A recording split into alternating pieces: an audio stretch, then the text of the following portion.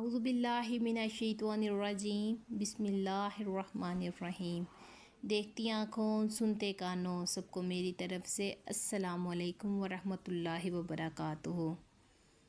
بغیر وضو کے تسبیح پڑھنا جائز ہے یا نہیں اور ذکر و اذکار کی فضیلت کے بارے میں جاننے کے لیے ویڈیو کو مکمل دیکھیے گا۔ محترم ناظرین، رسول اکرم صلی اللہ علیہ وسلم کا ارشاد گرامی ہے، دل دو چیزوں غفلت اور گناہ سے زنگ پکڑتا ہے، اور دو چیزوں سے اس زنگ کو دور کیا جا سکتا ہے اور دل کو روشن کیا جا سکتا ہے، جیسے استغفار پڑھنے سے اور ذکر الہی کرنے سے۔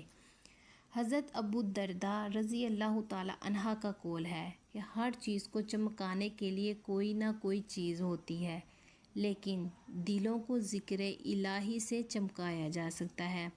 علامہ بن قیم رحمۃ اللہ علیہ فرماتے ہیں، ایک مرتبہ شیخ مجھ سے کہنے لگے، مبعوث وہ نہیں جسے قید کر دیا جائے، مبعوث وہ ہے جس کا دل اپنے رب کی یاد سے رک جائے۔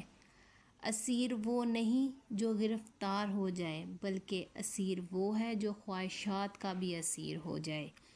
ایک مرتبہ رسول اکرم صلی اللہ علیہ وسلم نے مکہ شریف کی طرف سفر کرتے ہوئے جمدان پہاڑ سے گزرتے ہوئے ارشاد فرمایا، مغرودون سکت لے گئے۔ آپ سے پوچھا گیا، اللہ کے رسول صلی اللہ علیہ وسلم مغرودون لوگ کون ہیں؟ فرمایا، کثرت سے اللہ کا ذکر کرنے والے مرد اور عورتیں۔ نبی کریم صلی اللہ علیہ وسلم نے فرمایا، ذکر الہی کے لیے کوئی قوم جب اور جہاں بیٹھتی ہے تو ملائکہ ان پر گھیرا ڈال دیتے ہیں، اللہ کی رحمت ان کو ڈانپ لیتی ہے اور اللہ تعالیٰ ان کا اپنی مجالس میں تذکرہ کرتے ہیں۔ آپ صلی اللہ علیہ وسلم نے ارشاد فرمایا، اللہ کا ذکر کرنے والے اور نہ کرنے والے کی مثال زندہ اور مردے کی سی ہے۔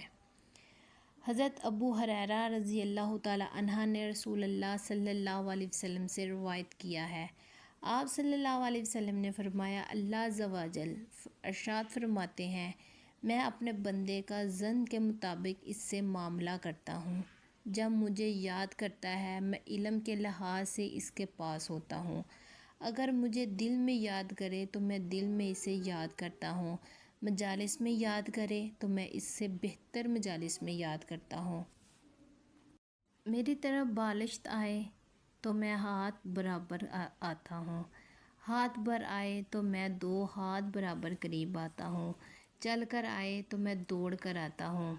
ترمذی شریف میں ہے، رسول اللہ صلی اللہ علیہ وسلم نے ارشاد فرمایا، جب تم جنت کے باغات سے گزرو تو وہاں سے کچھ کھایا کرو۔ صحابہ کرام رضی اللہ تعالی عنہ نے عرض کیا، یا رسول اللہ صلی اللہ علیہ وآلہ وسلم، جنت کے کون سے باغات ہیں؟ تو آپ نے فرمایا، ذکر الہی کے حلقے۔ ذکر الہی اللہ جل شان ذکر کرنے والے کے لیے جنت میں درخت لگا دیتے ہیں۔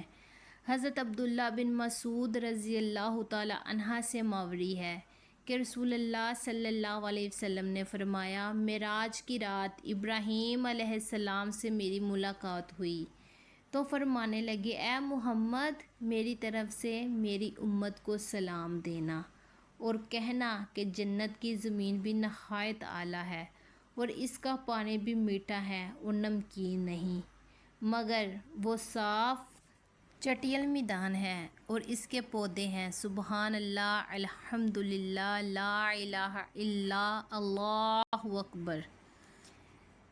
ذکر الہی سے جو انعامات حاصل ہوتے ہیں وہ دیگر اعمال سے نہیں ہوتے۔ حضرت ابو ہریرہ رضی اللہ تعالی عنہ سے مروی ہے، رسول اللہ صلی اللہ علیہ وسلم نے فرمایا، جو شخص روزانہ 100 مرتبہ لا الہ الا اللہ وحدہ لا شریک لہ لہ الملک ولہ الحمد وہو علی کل شیء قدیر پڑھے، اسے 10 غلام آزاد کرنے کا ثواب ملتا ہے، سبحان اللہ۔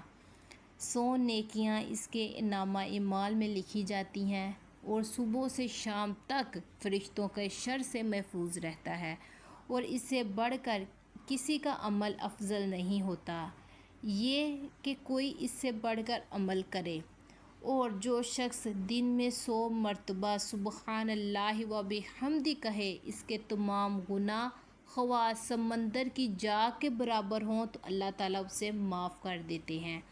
حضرت ابو موسیٰ رضی اللہ تعالیٰ عنہ سے روایت ہے کہ رسول اللہ صلی اللہ علیہ وآلہ وسلم نے ارشاد فرمایا، اللہ تعالیٰ کا ذکر کرنے والے اور نہ کرنے والوں کی مثال زندہ اور مردے کی مثال ہے۔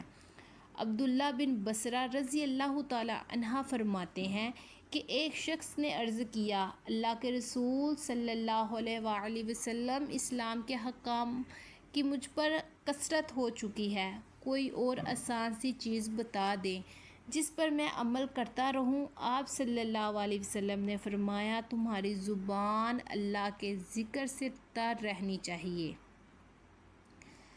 حضرت جابر بن عبداللہ رضی اللہ تعالیٰ عنہ فرماتے ہیں کہ میں نے رسول اللہ صلی اللہ علیہ وآلہ وسلم سے سنا، آپ نے فرمایا، افضل ذکر لا الہ الا اللہ اور افضل دعا الحمدللہ ہے۔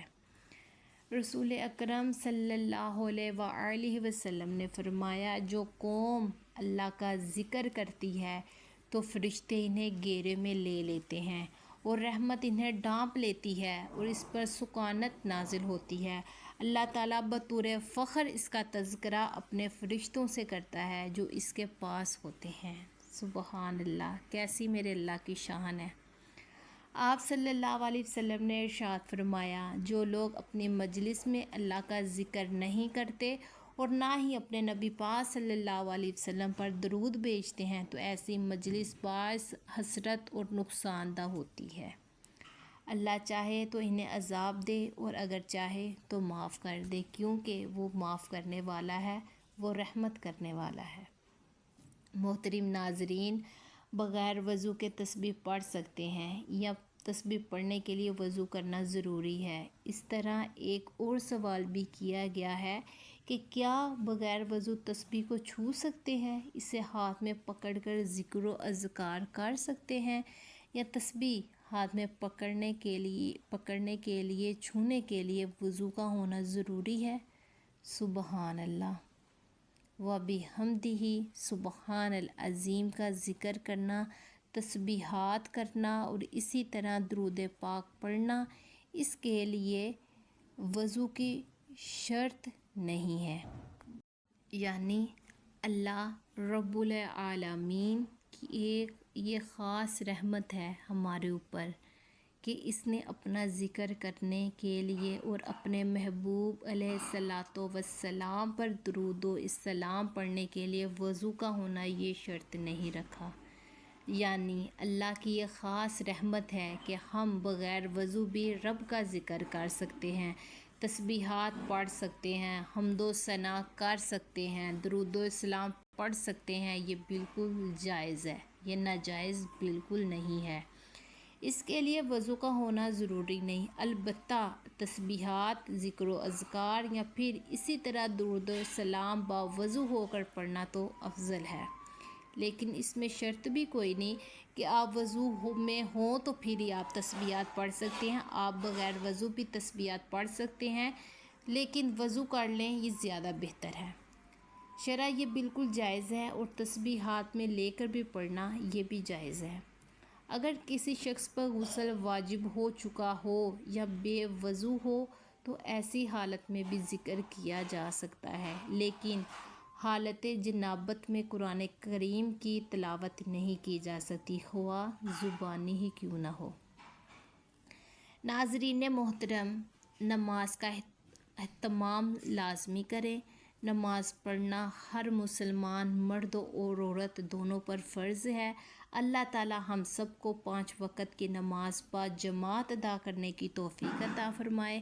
اللہ تعالی ہم سب کو دین سمجھنے کی توفیق عطا فرمائے۔ دعا ہے کہ اللہ تعالی میرا سننا اور آپ کا سنانا اپنی بارگاہ الہی میں قبول و منظور فرمائے۔ آمین الہی آمین ثم آمین۔